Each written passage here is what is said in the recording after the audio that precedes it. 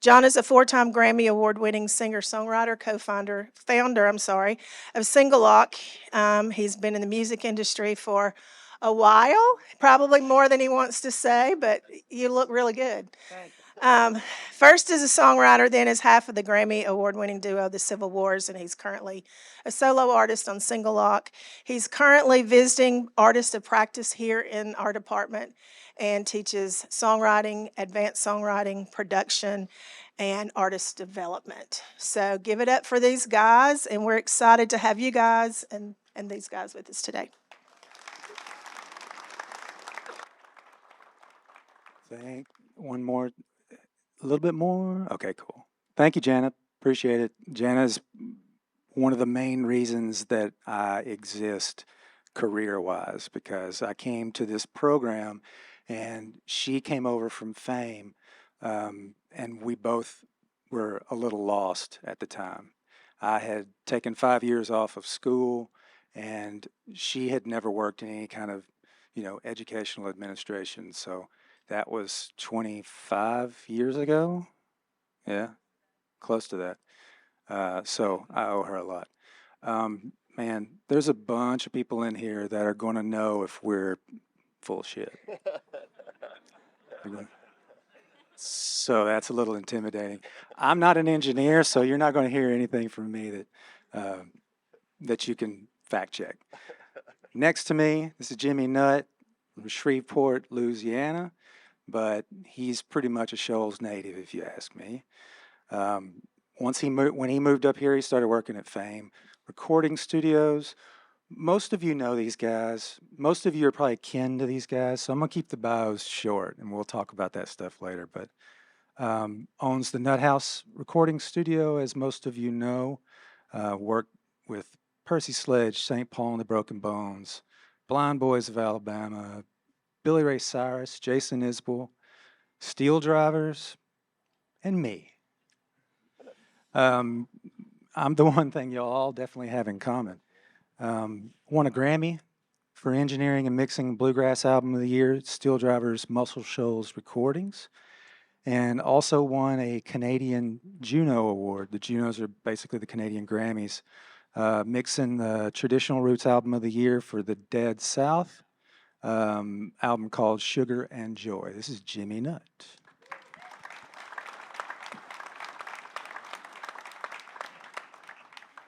Next to him is Mr. Ben Tanner.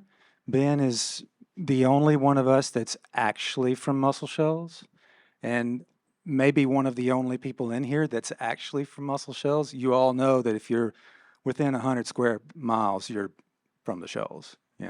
We count you. And I grew up in Loretta. Everywhere I go in the world, I say I'm from the Shoals, which is still true-ish. I've known Ben for a long time. Ben also started apprenticed at Fame Studios. Not that much apart, I guess. Y'all were probably over there at the same time for a little while. Just right after. Right after Jimmy. Ben is a Grammy-winning producer, engineer, and musician. Joined the Alabama Shakes back in 2011, if you didn't know. Played keyboards, played on Boys and Girls and Sound and Color.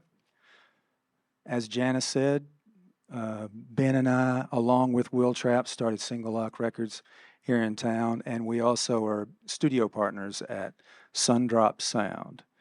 Yes, Sundrop is named after what you think it is, because I'm obsessed. This is Ben Tanner.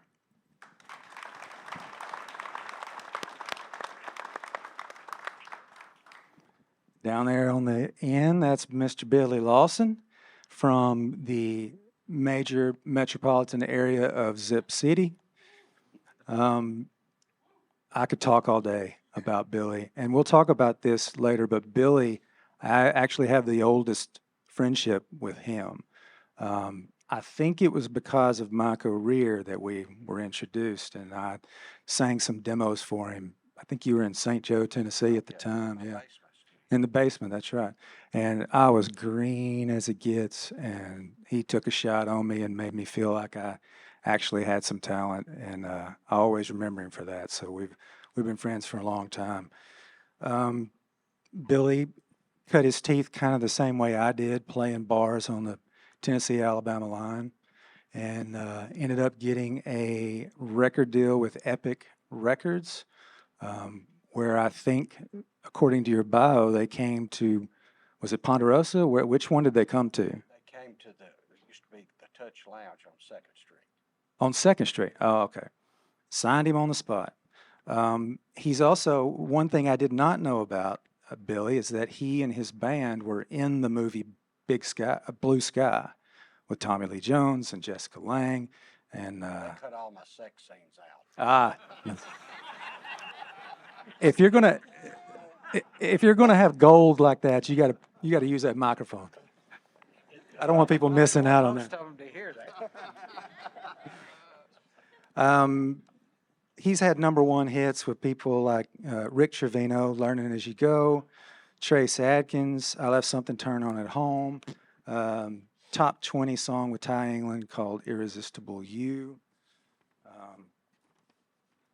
He's had songs cut by George Strait, Tim McGraw, Delbert McClinton, Charlie Pride, Ronnie Millsap, Oak Ridge Boys, Gene Watson, Alison Krauss. You notice I'm just naming the old people because that's the ones that influenced me. So that's unbelievable. That's Billy Lawson there.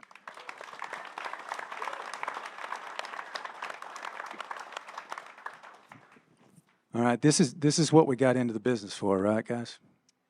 To do this, for me to be a moderator.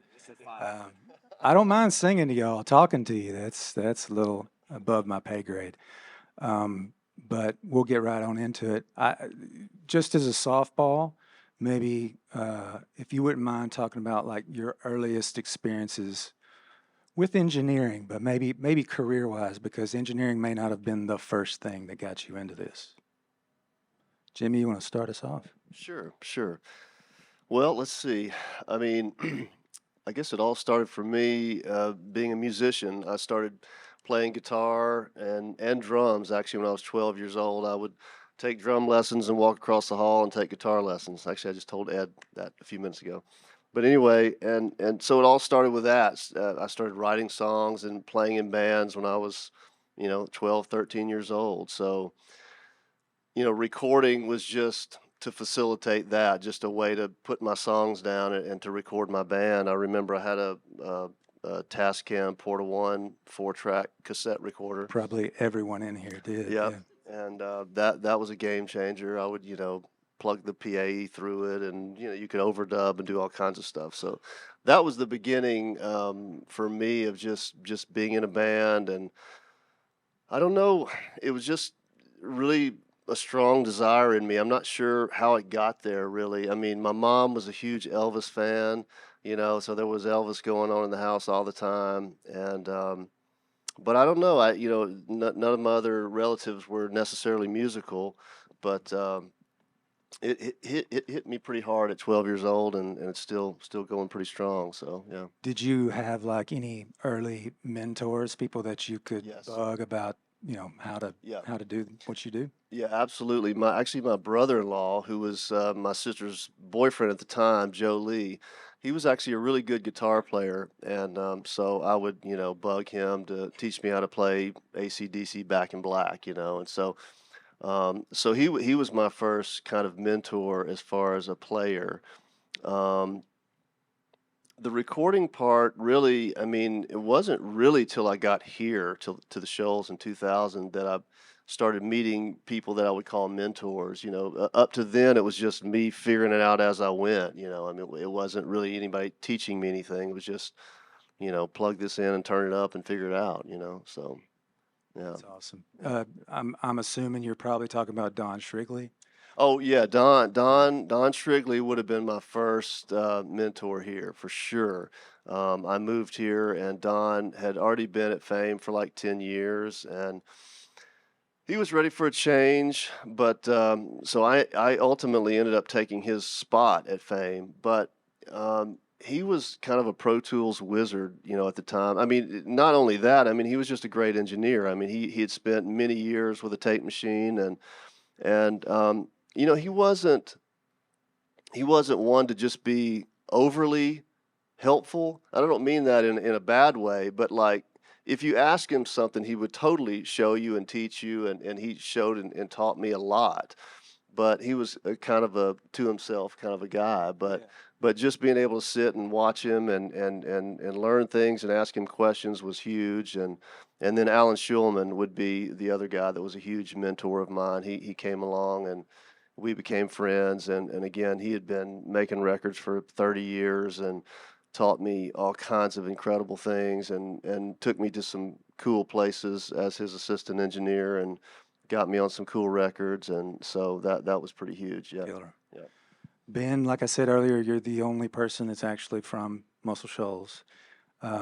What's how much of that influenced you wanting to do this for a living, or scared you, like made you apprehensive about it? Not really either. I feel like growing up here, like in the, especially like I think there's a definitely pre-documentary and post-documentary Muscle Shoals where everything, because it was studio culture and like songwriting publishing culture, it was very behind closed doors. And even though I went to Muscle Shoals High School and passed fame, you know, 2-3 times a day, and I knew what it was and what was there, but it didn't seem that accessible really.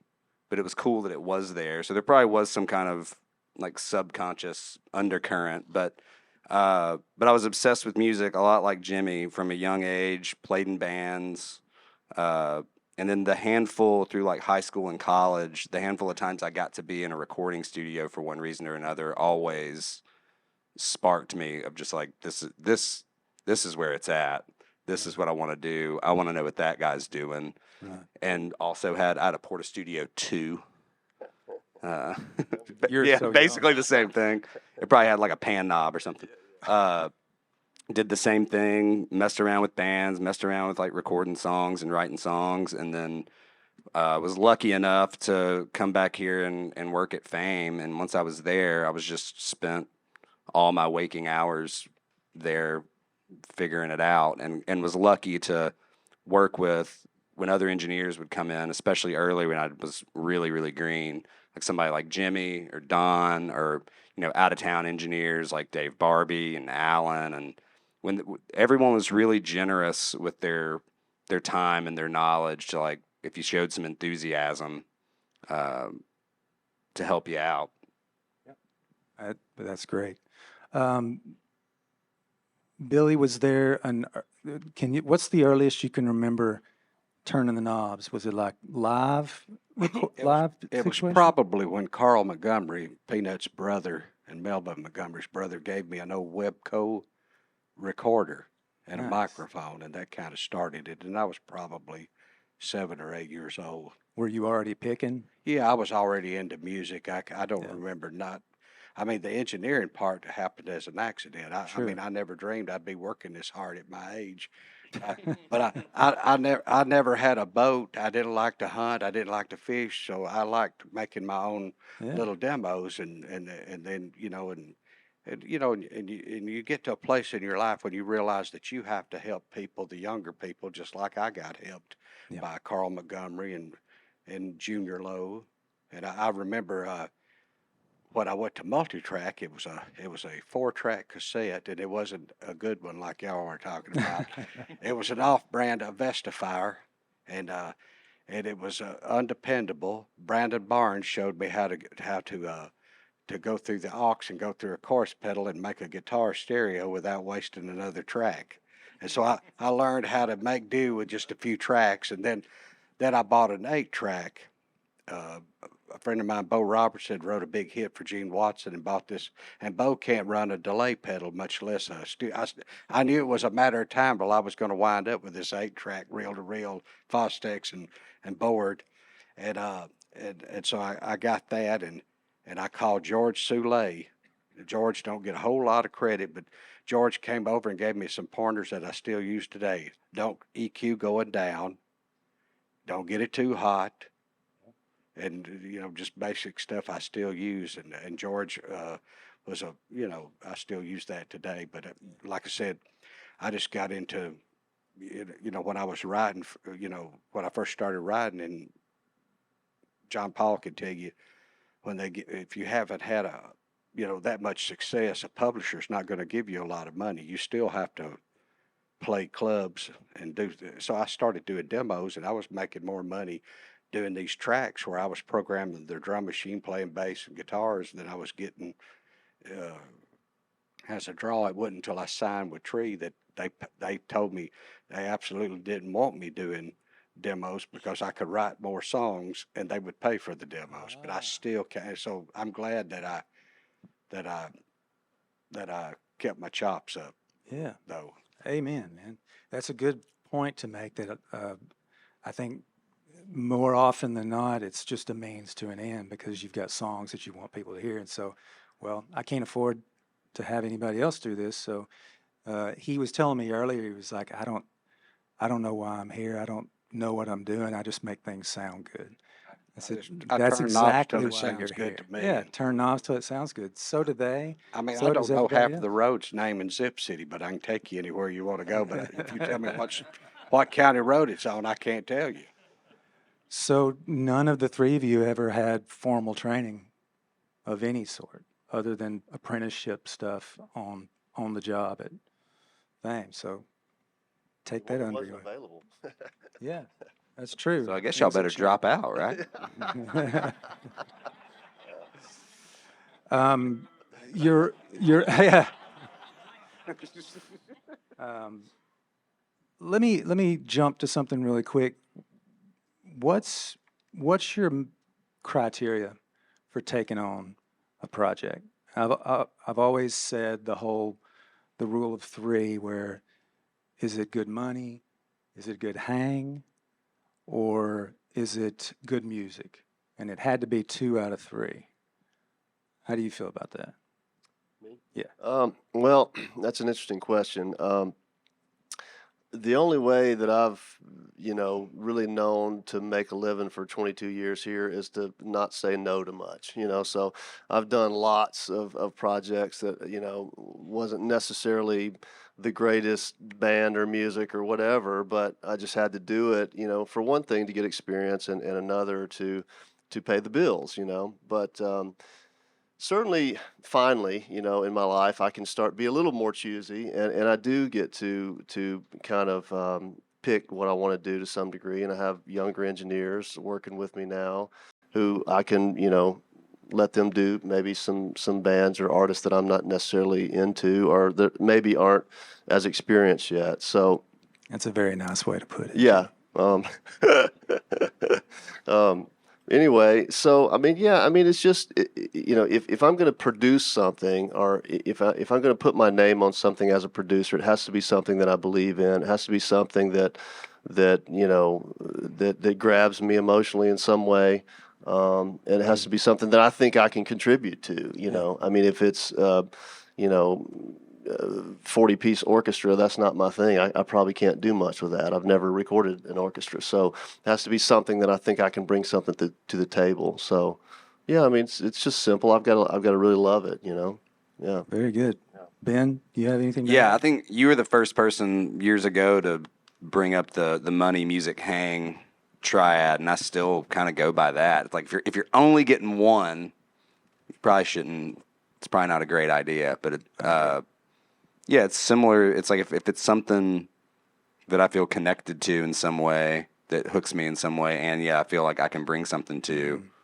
That's the main criteria. And then beyond that, on just sort of the nuts and bolts level, getting a sense of like, how much work is this going to be?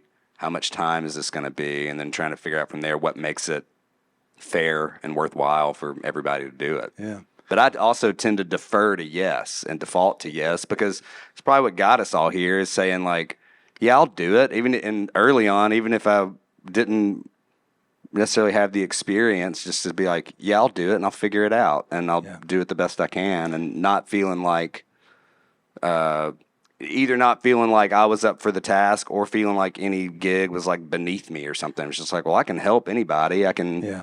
and I'd rather be. It still rarely feels like a job. I mean, it's still And you making sounds and making music is still way more is what I would be doing if I had another job in my spare time. So I kind of default to yes. I'll tell you this quick story. When Ben and I first met, he was over at Fame, and I was over there working on some demos and sang a vocal over in B. And Ben had just gotten there, barely knew him. Did 3 or 4 or 5 takes, and I had to be somewhere. I don't remember what it was, but I told him, I said, "Hey, do you mind comping that? And then I'll come back and pick it up." Or I don't even know that we could email stuff then because it probably wouldn't, probably a burn CD. And he said, "Yeah, sure, I'll take care of that." He didn't tell me until years later that he had no idea how to comp a vocal, hadn't done it much, and was just like terrified. But man, you wouldn't have guessed it. He was like, "Yeah, I comp that. I'll burn that CD for you later." I love that. Billy, because you're a prolific songwriter, and that's what a lot of people know you for, I would assume that productions that you take on and engineering that comes with that, you pretty much do what you want to do, don't you? I do. I try to pick, and a lot of times it's not really for the money. It's if it's somebody that I really want to spend some time with, and I like the music, and it's in my wheelhouse. Yeah. Like I may be doing a record on Jeannie Seeley, and See, for a I lot of love people, I think she's great, and I love that you do that. But and then I just I turn down stuff sometimes that I probably should do, but if I don't feel like I'm going to do a good job, I don't want to do it just to get paid. I'd rather send them to somebody that Yeah. can help them. How much of that, actually, we haven't talked about that. Tell them some of the people that you've actually produced records for. Well, Sammy Kershaw, Phil Driscoll. I just did a new T. Graham Brown duet record that's not out yet, and we did a Ed Hill and I wrote a song called My Friend Fred, and Sammy wanted to cut it Kershaw, and I recorded it. I used Clayton, and I played everything else, and it went to 39 in Billboard. We did as much damage for $750 to the Billboard chart as you could do, and but COVID hit. They shut us down, and Sammy lost all of his shows, and it was in his it was on his label, and so he pulled the promotion team, but we were giving it hell there for. Well, how much of that stuff were you engineering, or did you hire I somebody? did all of it. You did all of it. That's Yeah, what, I You prefer engineered it, that? did the drums, bass, guitars, and mixed and mastered it. nice. You prefer working that way? Well, I'm kind of a control freak, and I like to, I'm hands-on, I get it. and another thing, I don't mean to be talking bad about, but I've had people say, because I work 7 days a week. They say, "Why don't you hire you an assistant?" But I'm not going to call no names, but I've had so many of my mentors that relied on their assistant so much that they can't do anything without them. And I don't ever want to be that guy. When I get that old, just knock me in the head and take me to the house. That's amazing. How much of y'all's time do y'all spend, like percentage-wise, engineering records and producing records? I got a feeling y'all do more engineering and mixing maybe than producing, but what kind of ratio you got going right now? Yeah, I still engineer more than I produce, but the productions are getting more. There's more of them, and I hope to kind of even that out. I'd love to be producing as much or more than engineering, but right now I still engineer and mix more than I produce. Yeah. I'd say it's mostly, there's if I'm producing, I'm almost always engineering. There's occasion where I can produce and have another engineer, but I mean, it's honestly these days, there's not really the budget for it.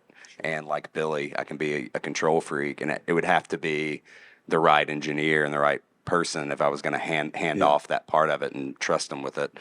So usually if I'm producing, I'm also engineering, and most of the time mixing. Occasionally it'll go elsewhere. And then there's handfuls of things. I'd say that's probably the most that I'm doing is producing and engineering together. The occasional where I'd get to just produce and not engineer, and then a chunk of things that are just somebody's coming and wants me to engineer something. All right, while we're there, let's get a little nerdy. Are y'all okay with gear talk? We won't. Yeah, a lot of big nods. Okay. I don't know gear that well. I know how to buy it. Ben is a bit of an enabler for me, so he lets me know about things that I should buy. And then Ben is the one that knows how to use them. So you were talking about being dependent on an assistant. Hopefully Ben doesn't get, see greener pastures because Well, you got one I'd thing be going dead in for the him. water. He's younger than you, so he's It's true. It's true. Yeah. and he'll last longer than. While we're talking about process and gear and stuff, when y'all are engineering stuff that you're working on, how much time do you spend making sure you get the sounds you want as you're recording versus processing after it's recorded? I got a feeling y'all all are pretty adamant about I'd rather getting get it the way you sounding want. good right on the spot. Yeah, so you're mixing it all as you go. Yeah, I heard this great story. Glenn Johns went out to the room and instead of changing EQ or mic or anything, told the guitar player, he said, pick farther up the neck so I get more of the top end and it changes the EQ. And the guy had never been told to do that before. And instead of him turning knobs, he just changed a little bit the way he played and it was exactly where it needed to sit. Didn't have to do anything with it. Yeah, there's definitely the closest to the source mentality of there's the player, the instrument, after that the mic, and kind of the further you get from the player and the instrument, you can still make a lot of changes and even make some cool changes. But it's like if the thing's not working, or a lot of times it can't even be the part. A lot of times saying, "Hey, play that an octave up," would do more than twisting an EQ, or play half as many notes would do more than twisting an EQ. And then it becomes a judgment call in the course of a session where sometimes taking the time to change it, change the instrument, tweak the amp, change the microphone, move the microphone is worth it. And then there's other times where you just got to keep it moving and that's a pretty easy fix later. Yeah. But it's knowing the difference between I can tweak that later and it'll be good versus we need to change this right now and make it what it needs to be. Right. And the fixing it later part sucks. Like it ends up just being you in a room by yourself and staring at a screen, tweaking through plugins or turning an EQ with no, and you've got your checklist. Like, I got to fix this. And that's all gotten worse since digital recording came along, I'm sure. Yeah, and When it was all the analog more now part. the increased awareness by musicians and singers and labels and everybody else of the fixability of things, you end up with I'm glad you brought that up. I'd love to know how y'all feel about tuning vocals, tuning instruments after the fact. Are you traditionalists, purists about it, and no, if they can't sing it, then that's just the way it should be, or massage, or what's your take on it? I mean, it's a big subject. I mean, I tune things frequently. I mean, it's just part of what we do. I mean, my thoughts on it would be it's a tool that can be used. It shouldn't be overused. I don't want to, make someone who can't sing at all sound like a great singer, even though I have. I don't want to, but it's a great tool. There are circumstances where there's an incredible bass part, and the guy leaves and no one notices that there's an out of tune note. You can fix that kind of stuff, or you can leave it. I mean, it's just a tool that can be used. If I'm the producer and I'm making the calls, the judgment calls, everything is not going to be perfectly in tune. Everything is not going to be perfectly in time. That's not necessarily what I do. But if I'm the engineer and I'm working for a producer who wants that, I can do it, and I've done it. So yeah, I feel like you're in the same boat. very much so. And you and I have worked together enough of when it comes to, it's most often a vocal thing. And when it comes to vocals, if we can get it from the singer sung correctly, great. But then occasionally there is the thing, you might not even, you might not notice it at the time. It might be when you start to do a harmony vocal and you realize oh, he's a little under there. Yeah. Or, man, this is a killer phrasing, killer performance, and it just doesn't quite get to where it ought to go, and give it a little help. It's always just a judgment call. I'm not a fundamentalist about any of it. I'm just like, no tuning allowed. How about you, Billy? Well, I think Herman and Pearl Public have perfect pitch now because everything on the radio is in tune. Yeah. And they can tell you, something's wrong. They can't tell you it's out of tune, but they can tell you. When I get through tuning somebody, they go shopping for tour buses the next day. But, Do you spend a lot of time doing it? Do you like I graphically? come or- through, especially if it's a pop song or if it's a today's country song. Yeah. Now, R&B, an old school R&B and stuff like that, I'm very lenient. But Yeah. it's just handy. I don't like that T-paint, where you tune it where Sure. you can hear it. I although think I- it's just been abused for so long that people go automatically to that. Although I had a plugger one time, and she told me, she said, "I think you're too old to sing your demos or too country or whatever." And I'd been to that twice in my career already before. Yeah. So I went and I just tuned the hell out of my vocal. I sound like Tim McGraw, and then she never said anything else. Oh, God. Started pitching the songs. The sine wave vocal that Tim was Used- known for a while. Plug in. Oh, that's fantastic. All right, while we're talking about gear, do y'all have any pieces that? Let me ask this first. How often you have your own studio? Ben and I, we have a studio together. Billy, you have your own place, Wishbone, Nut House, and Sundrop Sound. I would assume that the majority of what you do is there at those places. But when you leave and you go work somewhere else, is there specific gear that you have to have on hand? Like speakers that you know really well, or Yeah, that's interesting. that kind of stuff. Yeah, actually, there's a new piece of gear that I will not leave at home ever again, and it's headphones. They're Audeze headphones, and they're amazing. And they're the first headphones I can ever actually mix in. I mean, they really are. They tell the truth, and they're amazing. So I'll never go to another studio without those. I'm actually going to Mexico in May to produce another Dead South record.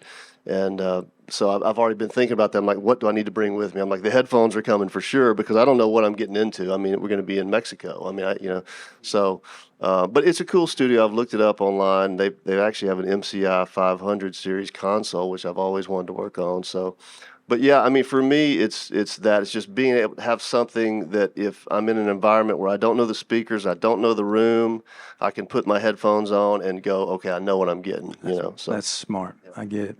Yeah, that's a big one. And then if I bring it depends on the studio. If I bring anything, it probably is that same, like, the closer to the source signal stuff, where I'm more likely to bring mics than anything, Yeah. depending on what they already have. Sometimes if they've got a bunch of cool stuff already, I won't bring anything. But if I'm looking and there's, like, a gap or something, like, I might bring, like, I'm more likely to bring, like, my Coles ribbon if they don't have them, just because, like, I know what that's going to give. I use it a lot on different stuff. So yeah, if there's anything like gaps in the gear list where I feel like I might just grab that, but it also is the thing of how far am I going? Yeah. If I'm going across town, I might bring more just because it's easy to throw something in my car and Right. and go. But in a lot of cases, I don't bring a lot. If it's anything, it's more likely to be mics than anything. How about you, Billy? Do you do much outside of Wishbone? Or you, No, but when I do, and I have, I usually take one of my Fred Cameron Neumann U87 modded mics with me. and that you bring up a good point. Those are pretty notorious about 87s. All kind of sound different. Yes. But most microphones do. So that's a special one. Yes, Very special. Very cool. Will you leave that to me in your will, please? I might. Okay. This is another gear dork question. Gear you wish you still had. Oh, man. You, I had a 60, I think it was a 64 or 65 Fender Pro Amp. It's a brown tweed. And I had that when I lived in Austin, Texas. And I've always switched. I'll switch playing from guitar to bass, drums, or whatever. And I sold all my guitar stuff to buy a bass rig. And I really regret selling that amp. So what that's about one of- engineering wise? yeah. Studio wise. Let's see here. Not really. I pretty much hung on to everything and just keep buying more at this point. So, yeah. Ben, you got something you Same. that got away? I don't have. I can't think of anything that I got rid of that I really wish I had. There's a whole lot from especially like 10 years ago that I wish I'd bought then. That I thought was too expensive then, and now it's Amen. twice as much. Where it's like, I don't want to spend $1,000 on that, and now it's $4, and it's like, well, I sure wish I'd bought that. I can name a lot of those, but Billy, Everybody knows me knows I'm a buyer, not a seller. I'm a hoarder. you're a hoarder. If I like something, I've got to have 2 of it or 4 of it. Yeah. And, On this same note, is there a piece of gear? I'll start with Billy down there. Is there a piece of gear that you think is overrated, overpriced? It's ubiquitous. It's in every studio. well, I used to think the Tube Tech Seal 1B was until I got one, and it's that would hard to change your live with that perspective. thing.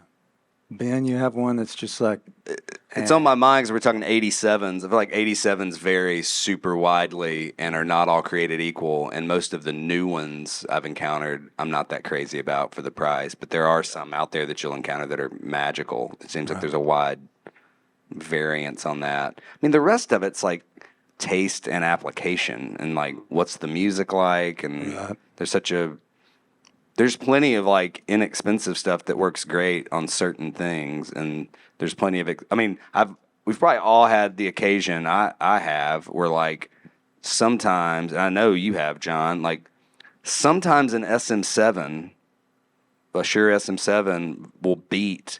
oh yeah. And I have a distinct memory of being at Sound Emporium and us doing a vocal shootout with every vintage tube condenser you could think of, and for that song and that singer on that day, the SM7 won, and it wasn't really close. And it was like, well, that's about 10 grand less than everything else out there. Well, we with the Civil Wars, we did a shootout of ridiculous mics, things I didn't know existed, and they were all tens of thousands of dollars worth of stuff.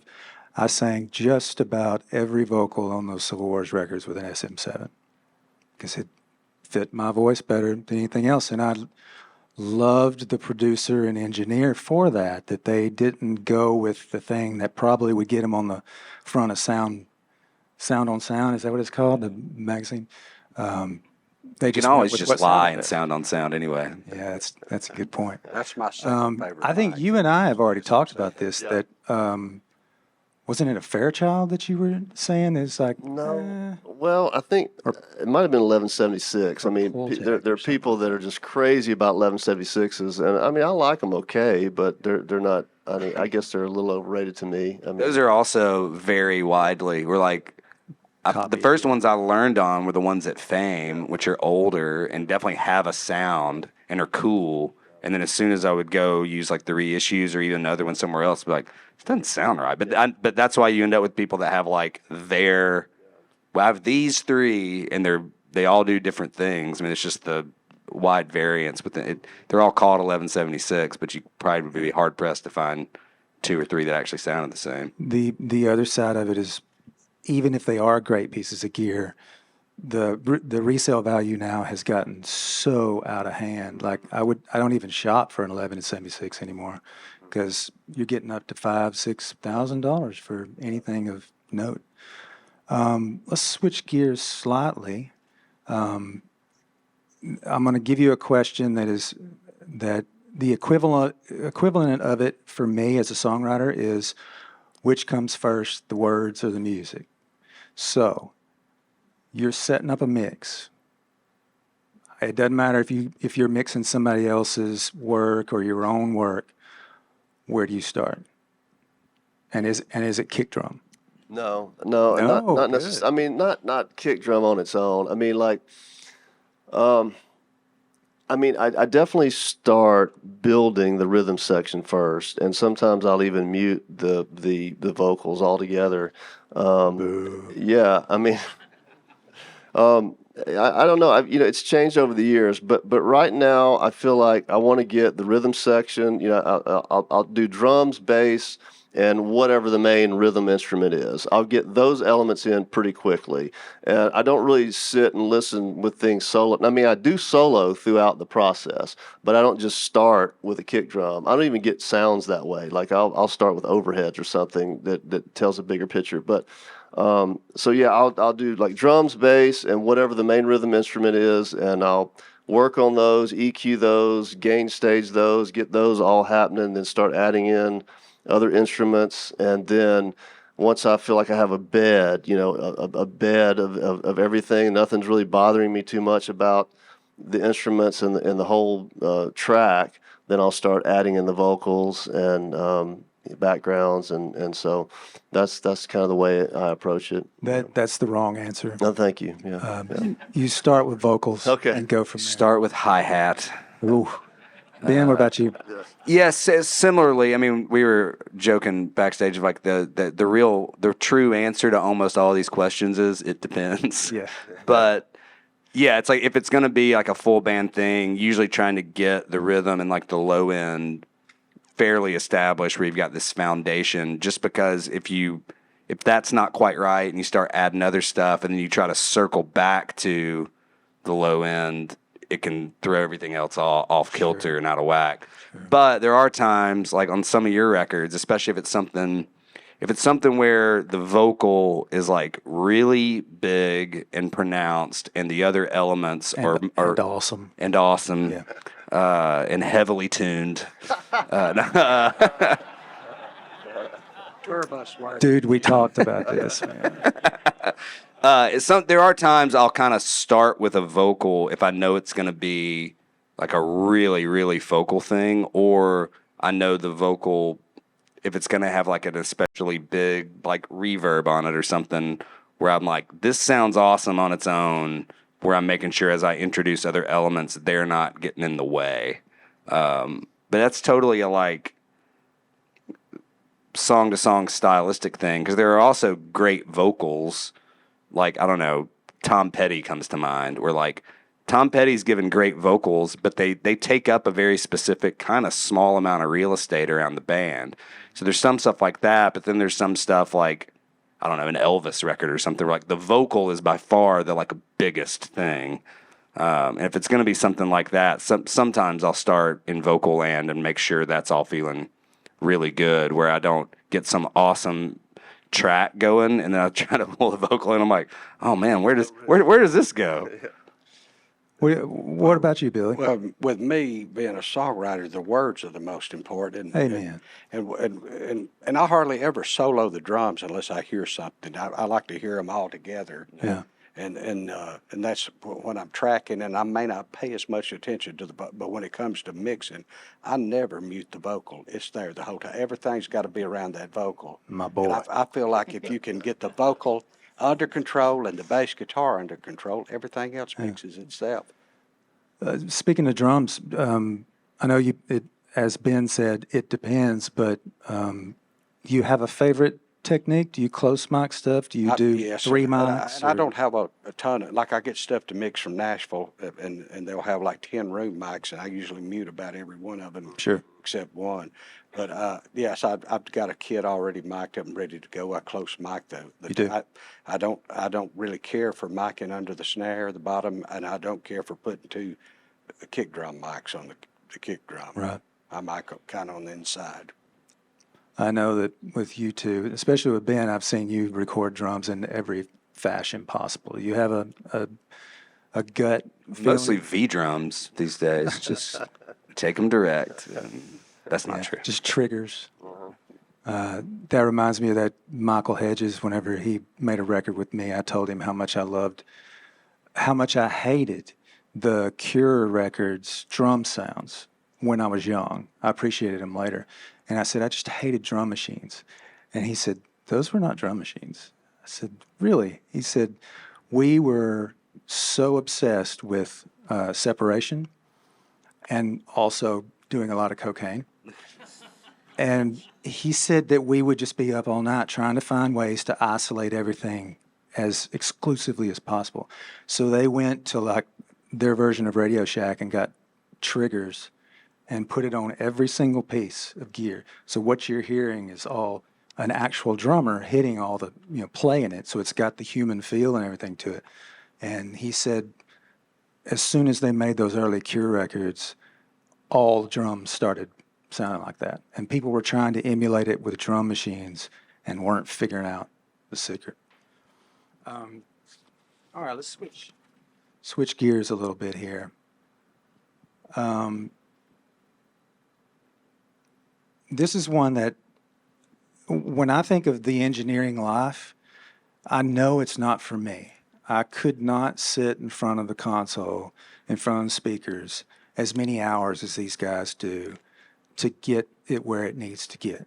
It just doesn't, I'm not driven for that. I love the end result. I love the beginning, the creating, things like that. So I'm wondering if y'all, like, psychologically, if you have certain techniques, certain things that you do to keep that from just being completely overwhelming, being alone in a room, listening to the same song for hours, or is it just like, it just comes with the job and I don't think much about it? I mean, I guess at this point, I've been doing it long enough. All of us have been doing it long enough where, we know we have to get up and take a break every now and then. We got to walk around. We got to walk outside. We got to do something. But I mean, I don't know. Once I kind of get in that mode and I'm working on something and I'm searching for something, I'm searching for a sound, whatever it is, a bass guitar sound, a drum sound, a vocal sound, reverb, whatever. Then I'm going to be there for a minute, and I'm going to go through the process. And I don't listen super loud. I listen, fairly low. I mean, I'll crank it up from time to time. When I'm tracking, I like for it to be loud. But when I'm mixing, I'm staying at a relatively low volume so that I can sit there for hours. But I mean, that's just part of the job. You just have to dig in there and try things out. I mean, I'm still, I have lots of things that I know that work, but that's not enough for me. I still want to try. I still want to compare this and that and try new things and try to get someplace that I haven't been before. So yeah, I mean, that's part of the job, for sure. Well, as a B to that question, do you ever get way into a project and be like, I got to hand this off? Like, I'm in the weeds. Yeah. This is not sounding good. I need some assistance here. Well, actually, it's funny you say that. I mean, I feel like, especially things that I produce, you go through this emotional roller coaster of like loving it and hating it and second guessing it. It's great. It's terrible. I mean, it's, so that you got that whole thing going for you. But I don't usually pass things off. I mean, I'll ask for some, I'll send a mix to somebody and get their opinions, things like that. Absolutely. But and sometimes, I mean, I've learned that my mood actually affects how I hear things. Like, I will listen to something and go, God, this mix is terrible. It's just not good. And then the next day I'll listen to it and go, there's nothing wrong with this. It's fine. So, and I was just whatever. I was tired. So that affects how we hear things. And so I've learned to notice that, to recognize that. So, Ben? Yeah, the breaks thing is key for me, especially if I'm mixing solo, like without the artist there. I'll try to I might even set a timer sometimes, because I will, if I get into a certain zone, I'll end up sitting there usually kind of like this, for 3 hours and then feel terrible and be like, oh, now I'm done. So trying to take the breaks thing, similarly, it's like the benefit of doing most things in our own studio, that if I get to a certain point in the day where I feel like this is getting close, but if I try to finish it tonight, I'm just going to be fixing it tomorrow anyway. And having done that enough where I've pushed it too far, come back the next day fresh, and usually it's quick. It's either, oh, this is good, or the whatever issues with it are obvious, where it's just like, oh, I just need to do this and this and we're good. And yeah, the psychological part of it's huge. It's all filtering through your own brain. So whatever state your brain's in, and are you hydrated? Are you did you eat? Did you skip lunch? All that stuff. And in general, though, like back to the getting it right on the front end, I feel like the more you've gotten it right on the front end, the more of like a joy mixing is, because then it's like if you're making a meal and you're working with all great ingredients, then it's just decisions. It's just like which balance do I want to go with, which elements do I want to feature where, and then it's fun, and there's almost no wrong answers then. It's just a different version of it. Whereas if you've got something where it's just like, man, how am I going to make this acoustic guitar work? See, this is a part of Trying your to job. fix it, it's a lot more laborious. It's a part of your job that I could never handle, is that there are no wrong answers. You know, it's infinite, the parameters that you're working with. It can constantly change every time you listen to it. And I can't work in that kind of environment. I need an acoustic guitar and me and nothing else, because my brain is not going. I'd never played keyboards for the same reason. I couldn't. There's too many options, and I would get stifled, and I wouldn't be able to create. Wouldn't be able to write a song for pushing buttons and trying new stuff. Billy, you mentioned earlier doing your own mastering. What's that look like? Well, I feel like when I mix it, I get it close. Sure. Anyway, and all I've got to do is just look at it, make sure the overall EQing is right, and match the volume with a record that I like, and that's pretty much it. I try to get it as close as I can. Do you have any specific pieces of gear that you like to use at that process? Well, I love all the Fab Filter stuff. I love the Pro Q. I love that, and I love the Pro L too. And I love Elevate. That's made by Newfangled Audio. That's sold by Eventide. Yep. I love that. It gives that digital a real warm tapey sound. I love that. Now Billy, I'm out of business. I've done gave the secret away. I love that Billy thinks he's not an engineer, and anytime I talk to him, he's talking circles around me with gear talk. Well, I'm a We gearhead. do some mastering stuff, very, very few times. Yeah, I mean, I'll do it, and I'm trying in the mix stage to get it as close to what it's going to be anyway. But I like and rely on when budget allows. I like when it's somebody I trust. I like that last stage of handing it to a mastering engineer to finish it and let me know if it sucks.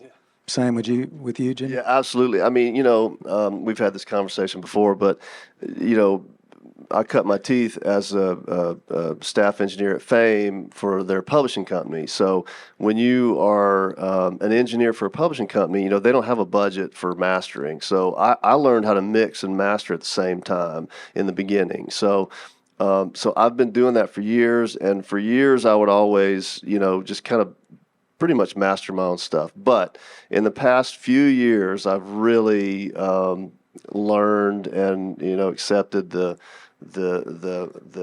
benefit of sending it off to a mastering engineer. And I don't know, I mix in a way where when I send it to my clients, it sounds mastered, but I can then just mute kind of the limiter and send it to a mastering engineer, and they can do their thing.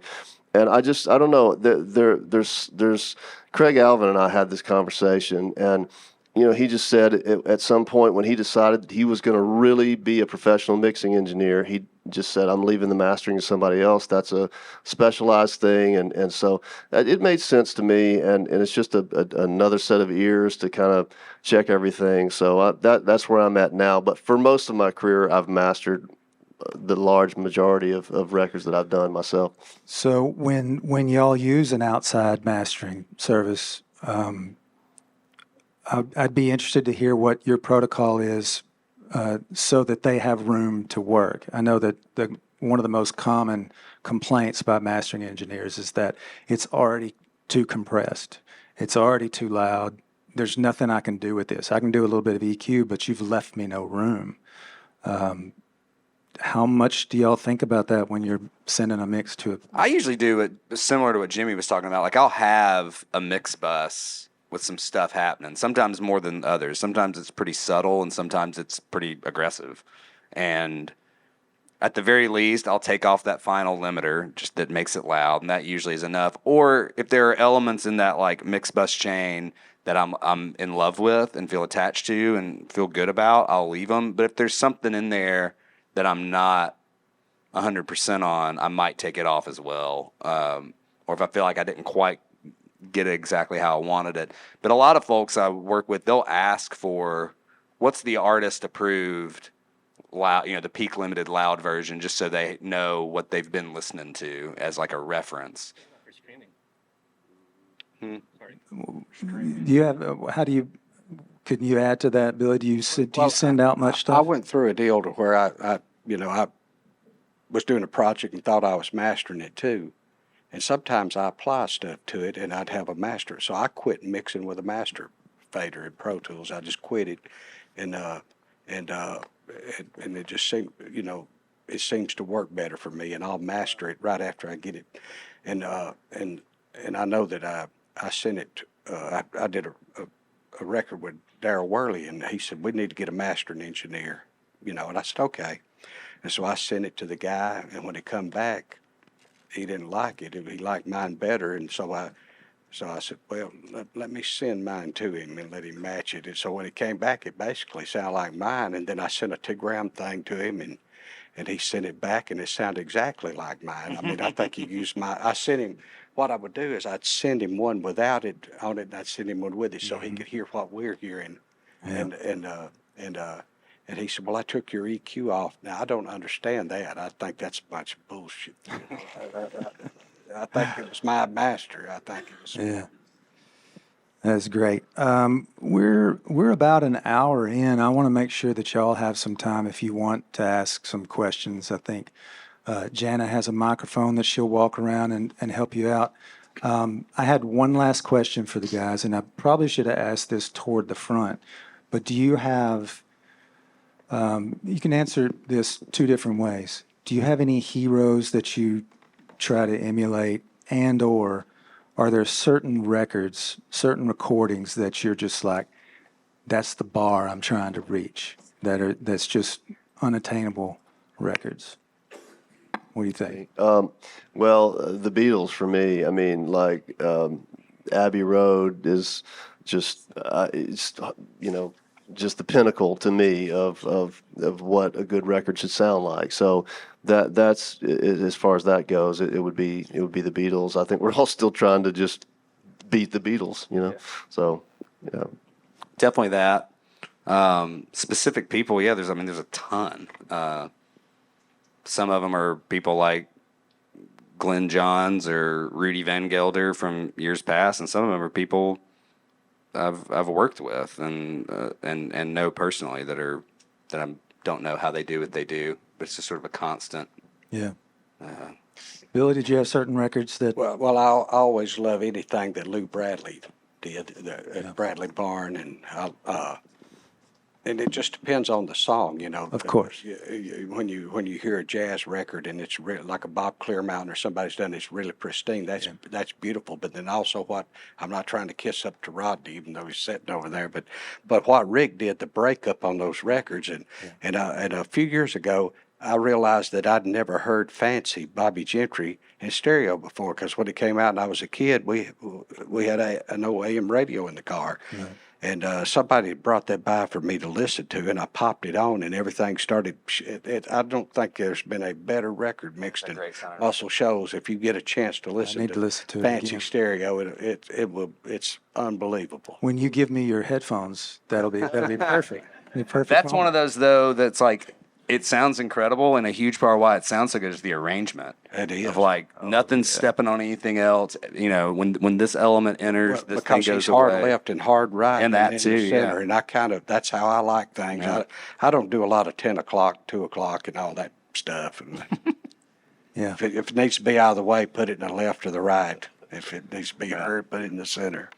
Just turn the vocal up. Yes. Yeah. When you get it loud enough, turn it up 2 more dB. Yeah, there you go. I 100% agree. We have any questions? Maybe we start on that side of the room. How y'all doing, guys? What's your favorite near fields? You know what mine are. Well, I know what yours are. I use some that a lot of people hate, and I can mix for 16 hours and I don't get tired. No, it's not Barons of Truth. Event 2020 BASs. They're pleasant to the ear, and when I got those, I quit having to go back to the car. I wore out about 3 pairs of Chucks and 12 CD players. Besides the headphones.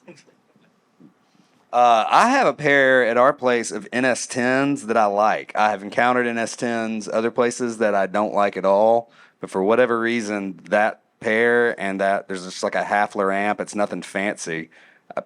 I like it, and I've got a sub that I kick off and on for them because they'll only go so low, and then I usually have another pair of something to check on. But I've gone through phases with other speakers, and then I kind of just keep going back to those. They tell me what I want to know, and they're not too flattering, or they make me work without sounding bad. I mean, they still sound pleasant to me, but they also make me work a bit. They're not.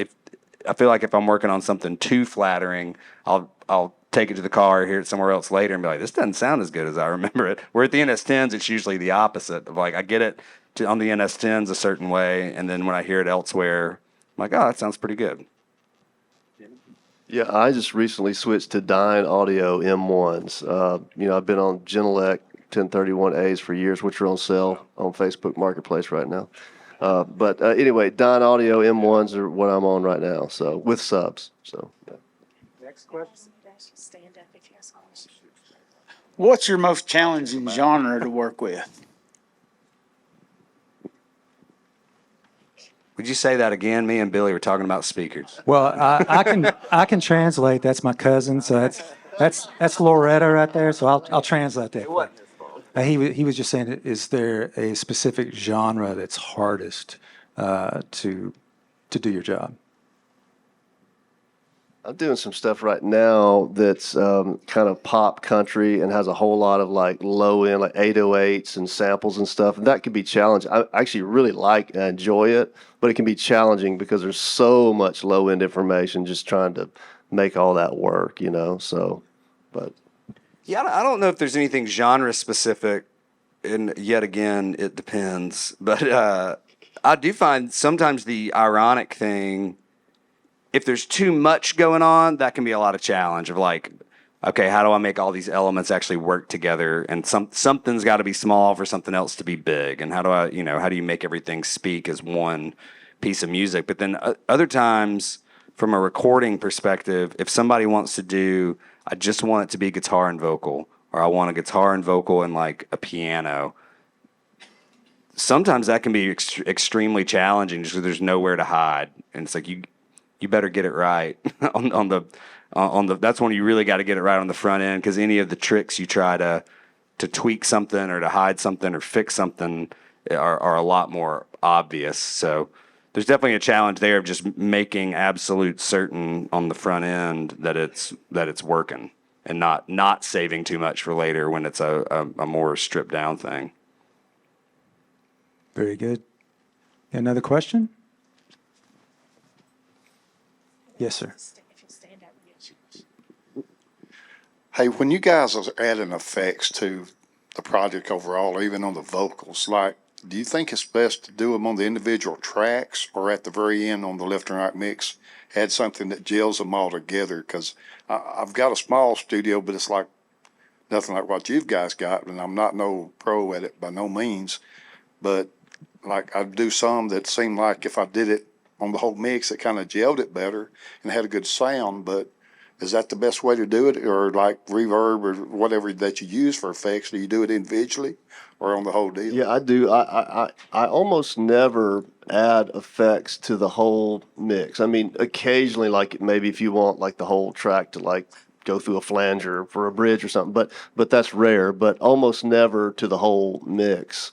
I kind of handle effects in like I do vocal effects that are just for vocals, returns that are just for vocals, and then returns that are just for all the instruments, and then the drums. So there's kind of 3 sets of effects returns, and they're going to be different, you know, but they would be applied to those elements, not to the whole mix. But Yeah, or having sometimes like with the reverb, for example, having one reverb but sending multiple elements to that same reverb, but not on the mix as a whole, can kind of also help that gelling where it makes them feel a little more like they're in a shared space.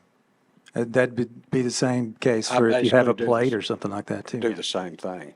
Do the same thing. Just I got reverb for the vocal and different ones for the drums, and sometimes you might want that reverb on the two mix if you're going for something real retro like Phil Spector or Yeah. the Wall of Sound. Hi, Hey. I'm a freshman here at UNA, so I'm excited. This is my first panel. So I'm a songwriter and I've been doing it for a few years, but I just started being able to record in like a tiny studio. I got to record at Noise Block.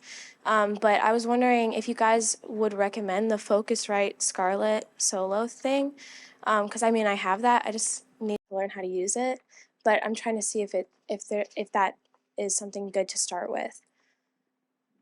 You have one, John. Yeah, I do. But I'm not an engineer, and I'm easily pleased. So it does That what is I need it not to do. true. We're going to have to talk. Former studio partner. Yeah, I mean, it does what I need to do, but I'm not that discerning. Yeah, I think a lot of that stuff, there's plenty of things like it, that little something 1 or 2 channel. I think especially starting out, something that's simple. And most of that stuff now sounds so much better than it did 5, 10, 15 years ago. That stuff ends up sounding good now. I mean, when we had the inbox of yesteryear, sounded pretty bad. So now it's to a point where instead of trying to, especially if you're a songwriter primarily, starting simple with something that works and you know it is, and there's so much stuff now that actually sounds pretty decent at that level that absolutely. And then build from there. Like if you find yourself really liking it and really liking the recording part of it, great. Or if you just find yourself, I just need something that works to get my ideas down and doesn't sound terrible. Just kind of follow whatever your enthusiasm is taking you. I would think it's a pretty good starting place Yeah. because it doesn't color it a lot. It's pretty flat. Yeah. It's what it sounds like is what it takes to it, so it doesn't hop. Hits were made with a lot worse. Absolutely. You got that right. Hey fellas, I'm Ty Blackwell. I'm a singer-songwriter musician. And my question is, have you had any success with sync licensing, and do you find yourself producing with syncability in mind, or is that kind of like a case-by-case basis for you? I would like more. yeah, me too. It's definitely something you think about a little bit. I've never figured out personally, like that's on the single lock side. It's kind of a dark art where the things I think will be successful at sync often are not, and vice versa. Like I'm often surprised. I mean, the main thing on like an engineering side and like a technical side is if there's going to be sync, making sure there's a clean instrumental. You know, like there's some things like that. Like I mean, John and I were just working on something where the singer songwriter we were primarily going for acoustic guitar and vocal takes live, but we wanted to make sure on everything to get a clean guitar as well, because now the one thing at sync now, they will, even though most records for decades and decades and decades did not have a proper instrumental available, the vocal was just there as part of the record. Now if you don't have a proper instrumental, they'll almost not even consider it. Which was really tough for the Civil War. There were so Yeah. many requests that we just have to say no, The same or with that they would St. just Paul change their mind if they wanted it bad enough. But it was all live guitar. There was no clean guitars or Mhm. anything. So yeah, we were married to that for sure.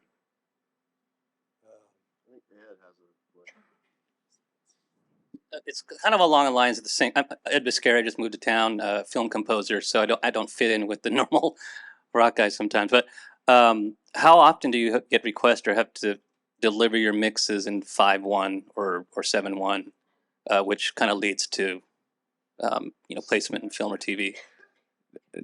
Never for me. Never. I'm interested in it, but I have had to on a couple of things randomly if they want that send stems to somebody else to generate like a 5-1. But the couple of times that's happened for me, they haven't wanted like anything too crazy. It's usually still like almost a stereo mix enhanced, where they might take some of the reverbs or some of the like background. It's still it's still a different mix. Like I'll give them like a stereo stems from my mix.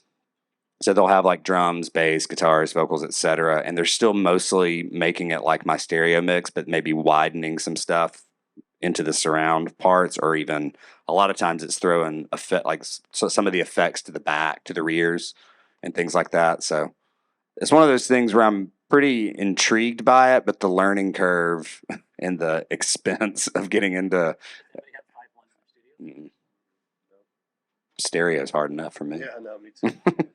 Yeah. Thinking Yeah, about seriously. Atmos is like I'm still trying to figure out stereo. Yeah, I yeah. put speakers in my ceiling. I mean, Billy, you going to use 5.1 on Jeannie Seeley? No, No. Okay. Good to hear. not unless you have. I'll ask one I think we question. should wrap up. Maybe one more. Me. Okay. So, so many artists today are releasing stuff on vinyl. They know that going in. How do you guys approach that? Do you start that on the front end? Because there's only so much room, So do you wait till the end? What you have to roll off? Do you have two different people mastering? If you've got digital and vinyl, what's your approach when you know that's the end result? Good question. man, I actually had a great conversation with Jeff Powell the other day. I called him, and he was so kind with his time. He's cuts vinyl. What's the exact title? Takeout Vinyl. Takeout Vinyl is the name of his company, and he's located at Sam Phillips Recording in Memphis. And I had a question about that. I'm in a band called Johnny Rotten Cash, and we're putting out a record, and we want to put it on vinyl. And I've done it before. Unfortunately, a lot of times I'll be working with an artist, and they won't even tell me, and they'll just take my stuff and go put it on vinyl, which is not the way to do it. But anyway. These days, that kind of gets back to the conversation about mastering. You just have that conversation with your mastering engineer, and they want to do vinyl, and it's a different process. And you do have to think about how many minutes per side. That's a huge deal. I just finished a record with a guy from Connecticut, and he was adamant about doing vinyl. Well, he's going to pay for a double vinyl because we had 12 or 13 songs, and it just wouldn't fit on one record. So you need to be below 20 minutes per side. And it's not necessarily something that we have to think of from the beginning as far as what we're doing. It's just something whoever's making those decisions, about the running time of the record, and whoever masters the record, just knowing that they're going to do a vinyl version as well as a streaming version, I think is. And yeah. that's really changed recently because of the resurgence of vinyl. And, for most of our childhood, then you could put as many tracks on it. Like, all of my Soundgarden records had like 16 and 17 tracks on it. And you didn't flinch at that. And you could put whatever you wanted to. So we have to make choices differently now. More often than not, we're thinking 10 songs. That's where our brain is. And if there's more than that, then it really has to be on there. So that's our mentality now, and it's mostly because of vinyl.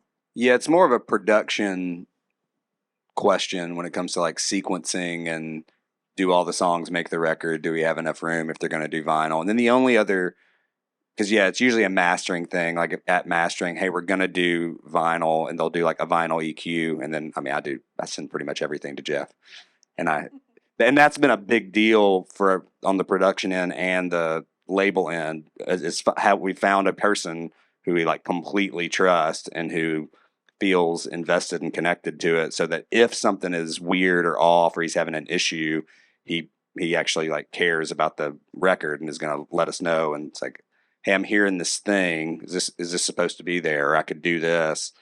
The only thing like engineering wise that's ever like a big vinyl issue is like extreme low end and extreme high end. So if you're working on something like in the hip hop or like modern R&B realm, really, really heavy sub information, and then really, really high like sibilance information can be an issue on vinyl. Usually that's something that can be taken care of at mastering, but it's one of those things where like for artists working in those genres, their music might sound a good bit different on vinyl than it does digitally. Thank you. Billy, you send much stuff to vinyl? Well, a couple of records. I know that I did a Willie Hightower record, and they through Ace Records, and they did vinyl. And I did a Sammy Kershaw, George Jones thing. I didn't know he was going to do vinyl. I mastered and everything, but it sounds fine. This has been fantastic. Oh, we got one more? We probably have a lot more. Let me get over here where I can see I the know what whites it of the- is. More bongo. And you got it. How did you know that? I want to get over here where I can see the whites of your eyes when you answer this question. This is kind of a technical question about microphone placement. I'm curious about how, in your experience, that if you're going to mic, for example, a grand piano, do you put one microphone, three microphones? Most of the time, do you mic over the top? Do you come under where the sounding board is? On bongos and congas, do you mic the top or do you go and mic the bottom? On piano, I just use two mics. I mic the high and the low, and I guess you would say it's close miking. But I know there's all kinds of ways of miking, but that's what I do. Yeah, as a mediocre engineer and a mediocre piano player, I obsess over all the many ways to mic a piano. But it's again it depends thing. I usually end up doing a similar, either a high and low, and sometimes that's by necessity, or if it's like a piano player playing in the context with the band and you want to like close the lid, get the mics up under it. If it's not that, if it's an overdub or like a piano featured thing, sometimes opening the lid and even getting the mics a bit in the room can be cool. Or there's all kinds of stuff in between. It's like on things like Stones records and Beatles records, partly because of the arrangement, partly because of the track limitation. A lot of that stuff's mono. A lot of it's just like a mic, and you find kind of a sweet spot. I also do really weird stuff with piano, so I'll run pianos through amps and all kinds of weirdness. Congas and bongos, I typically, with stuff like that, get a mic, usually one mic, unless it needs to be some kind of stereo thing. And I usually start from the, like just about head high of the player, kind of looking at them more or less the way the player's looking at them as the starting point, and then kind of go from there of if it needs more or less of something. Or I do, but I guess it could be cool from the bottom too. I've just never done it. He could be wrong. But I could be wrong. Jimmy, And you have anything to probably. add? Yeah, I mean, it really, honestly, totally depends on what you're going for. Like, I mean, yeah, if the piano is a big feature, then multiple mics and all that. I mean, if it is a Rolling Stones thing, I mean, one mono mic is perfect. And same thing with bongos or congas. I mean, if it's just a percussion element in a song, not a big deal, then yeah, just a mic up top is fine. But I mean, if it's a percussion record, if you're featuring it, then sure, you can put some stuff on the bottom and get some bigger tones and stuff like that. It just totally depends on the context, Yeah, it just changes totally. Yeah. We need more songs with conga features. Write some conga songs. I'm on it. Are we good? Yeah, are we okay? I was going to give some thank yous real quick, but I was just going to say thank you, MSMA, for making this happen. Thank you to the Department of Entertainment Industry, my cohorts. Thanks for making this happen. Main Room, Ben Flippo, Joe, Marina, all of y'all that have been helping out. To all of y'all for taking time out of your lunch and coming over here, because we didn't know what kind of turnout we would have, and it's a whole lot more fun to talk about ourselves to lots of people. So thank you very much for that. And then, of course, thank you very much to Jimmy Nutt, Ben Tanner, and Billy Lawson.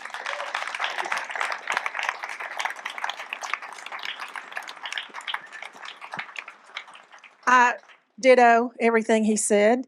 Just a reminder, if you're interested in getting more information on MSMA, Lillian, our lovely social media director guru of keeping us all organized, is over here to do that for you.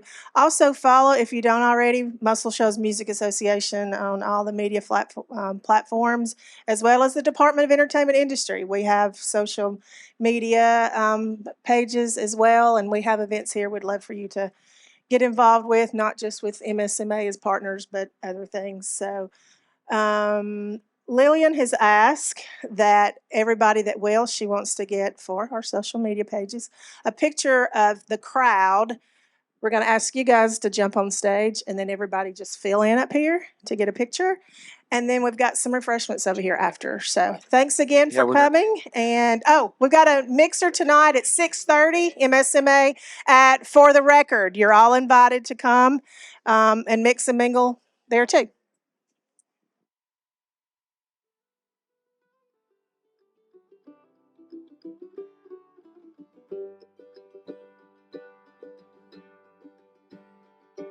I saw it in